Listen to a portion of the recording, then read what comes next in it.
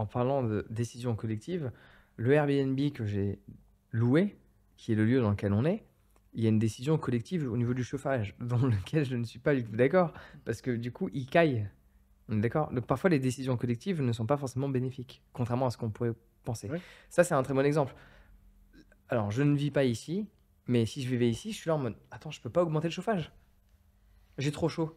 Tu peux ouvrir la fenêtre en fonction. D'ailleurs, en fonction des périodes de l'année, ça fonctionne ou pas. Mais là, en hiver, t'as trop froid. À part allumer le four, qu'est-ce que tu fais? T'es un peu bloqué en fait. T'achètes un chauffage d'appoint. Oui, tu peux acheter un chauffage à point, mais ce que je veux dire par là, c'est que une décision collective aussi, je trouve qu'on met pas assez de l'individu en valeur pour qu'il prenne des décisions personnelles qui peuvent impacter le collectif. Et On va vouloir justement, aussi parfois Mmh. avoir ce phénomène de ouais, c'est un peu c'est un peu le principe de l'élection. C'est on laisse quelqu'un décider pour nous et on espère que ces décisions vont avoir un impact dans notre quotidien. ouais, C'est ce que beaucoup de personnes espèrent à ça travers, déresponsabilise. ça Mais là, déresponsabilise. là est le grand enjeu de l'organisation en communauté. Ça part de la famille, du couple, de la famille, du village, du Mhm. pays, etc. Et maintenant, on est à l'échelle du monde.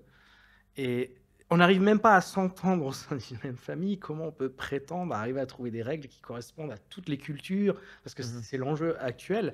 Et satisfaire tout le monde. Il y aura forcément quelqu'un qui dira moi j'ai trop chaud, moi j'ai trop froid, Ouais, ouais. moi j'ai besoin de plus de nourriture. Mhm. La nourriture équitable pour tous, c'est pas possible. On n'a pas tous les C'est mêmes, tous normal, les on mêmes a tous des besoins. besoins Voilà. Ça, différents, ça on a fait, Donc, tous, ça fait partie des trucs que j'ai envie de révolutionner ouais, dans les restaurants. C'est que, alors, il y a des gens qui vont pas être d'accord, mais bon, tu peux ne pas être d'accord. Un fait reste un fait. C'est une phrase que j'ai entendue magnifique, magnifique. Fact, don't care about your feelings.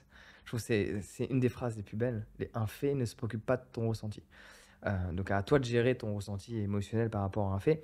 Mais dans un restaurant, il devrait y avoir pas des plats pour les hommes et des plats pour les femmes, mais des plats en plus grosse conséquence pour les hommes en comparaison par rapport aux plats des femmes.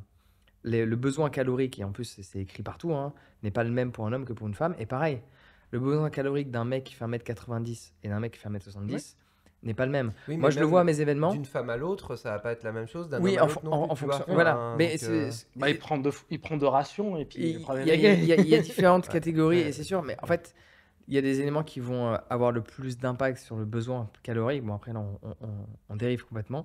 Mais la masse osseuse, et en fonction de ton ethnie, de tes origines, ta masse osseuse n'est pas la même et ton besoin calorique va pas être le même. Mmh. Forcément, la taille va influencer et il y a aussi le sexe. Donc, tu as ces trois éléments. Bon, bien sûr, si tu es obèse, tu as toujours plus faim. Mais ça, c'est pas un élément, on va dire, qui correspond à ta physiologie que tu n'as pas choisi. C'est la conséquence de tes choix qui fait en sorte qu'aujourd'hui, ton corps te demande plus. Mais les autres ne devraient pas être impactés par, on va dire, ce choix. Mais quand c'est purement biologique, on va dire, bon, on s'adapte à ta biologie, on s'adapte à ta nature, c'est notre compréhension humaine. Tu vois, on pourrait voir ça aussi ainsi. C'est comme dans l'avion, regarde. On prend l'exemple de voyage, moi il y a un truc, j'ai toujours trouvé ça horrible, c'est quand tu as 2 kilos en plus, et on te dit, ah, ça c'est des petites compagnies pas chères, hein, il faut Fais un payer. supplément. Je suis là, et à côté de moi, il y a un mec qui fait 40 kilos de plus que moi. Je suis désolé, hein, c'est un fait en fait. Pourquoi je devrais Ça a payer un pas supplément? ouais. Non, mais parce qu'en fait, je t'explique ce qui se passe dans un avion. Parce qu'il faut comprendre le tout dans un ensemble. En fait, il calcule un poids Mmh. général par passager. Sauf qu'en fait, il y a des gens, ils font littéralement 30 à 40 kilos de moins. Et donc pourquoi, en fait, Tu veux dire que ça, le poids de ton bagage devrait être corrélé à ton ben, poids à toi. en fait, le truc, c'est que si on fait une moyenne de Mhm. poids par personne, en fait, on devrait prendre cette moyenne par rapport au général. Et c'est là que tu vois les magnifiques photos pour vraiment illustrer ce que je veux dire. C'est que, en fait, il ne faut pas chercher l'égalité, il faut chercher l'équité. Oui. Et c'est l'histoire de. Mmh. Tu vois, si tu veux, regarde, imagine, il y a un muret qui est là. Ok? Il y a un muret qui est là. Il y a un muret qui est là et on veut voir le match de foot qui est de l'autre côté. Il y a 3 enfants. Il y en a un qui naturellement est plus grand que les autres, il voit. Il y en a un, il voit un peu et l'autre, il voit pas du tout. L'égalité, c'est on se met tous au même niveau. Hmm. Donc il y en a un qui voit bien, Du coup, un qui voit pas et là, trop. il y a injustice. Et donc du coup, il y a injustice. Hmm.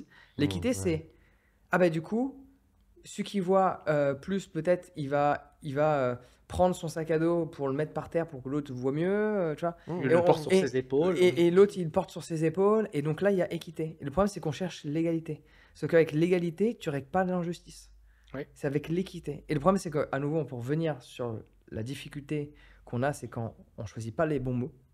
Ah ben, là, on peut parler de l'éducation parce qu'en éducation, enfin, le grand truc, la grande supercherie, on parlait des illusions, c'est ce truc de l'égalité des chances en fait. Mais rien que le terme, il est corrompu. Le terme d'égalité, tu l'as très justement expliqué. C'est l'égalité des chances, ça veut dire qu'en gros, bah, si tu es né dans une famille, comme on dit, défavorisée, ou dans une famille où il y a plein de bouquins, où il y a de la culture, etc., eh ben, on va te mettre au même niveau, et puis après, hop, on va considérer que bah, vous êtes à égalité, alors que non.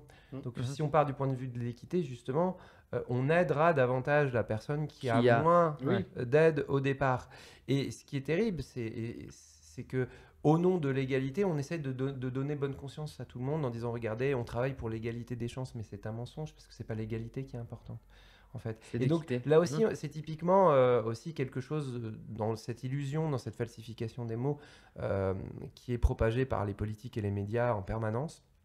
Et ils s'en rendent pas forcément compte eux-mêmes d'ailleurs. Hein. Ils sont eux-mêmes dupes de ce qu'ils racontent, l'égalité des chances. Combien de fois on a entendu ce truc-là? Et regarde, l'égalité des chances, ça fait 20 ans qu'on entend parler de ça, ou 30 ans, et on est de plus en plus bas dans les classements internationaux, etc. Donc notre manière de faire de l'égalité des chances, elle ne fonctionne pas, visiblement. Il serait peut-être temps, à un moment, de se poser les bonnes questions, et surtout, en fait, d'utiliser les bons mots pour nommer le réel, et là, on trouvera les solutions. Tu vois, tant qu'on répète des espèces de phrases toutes faites, sorties de cabinets de communication, etc., on s'en sortira jamais. Et nous, en fait, en France, on est un peuple, on est un peuple extrêmement bavard. On adore parler. Donc ça, c'est génial en même temps. Tu vois, on adore le débat, la confrontation. Et en même temps, parfois, on tombe dans des travers terribles où, bon, bah voilà, on sans s'en rendre compte, on se met à utiliser les mauvais outils. Alors là, par contre, ça a des conséquences, quoi, au bout d'un moment. C'est pas juste un mot. C'est Godard qui disait ce n'est pas juste une image, c'est une image juste, pour parler du cinéma, d'une bonne manière de faire du cinéma. Et pareil, pour bien penser le monde, c'est pas juste un mot, c'est un mot juste qu'il nous faut. Et justement, parfois, on ne fait pas attention suffisamment aux termes qu'on emploie. Et du coup, bah, en réalité, ça a des conséquences sur notre rapport au réel et sur les actions qu'on va poser concrètement dans le monde. Donc, revenir, et ça, c'est le principe même de la philosophie, c'est essayer de se demander, je vais faire une petite pause, là, je vais mettre entre parenthèses quelques petites choses, et je vais juste me poser et me demander si les mots que j'utilise, les outils que j'utilise sont adaptés à ce que j'ai envie de faire. Déjà, rien que ça, revenir à la racine. Et à l'origine de nos actions, il y a des pensées et il y a des mots. Et donc, si à l'origine, on n'emploie pas les bons mots, si à l'origine, on n'a pas les bonnes pensées, ben, on ne va pas poser les bonnes actions, en fait.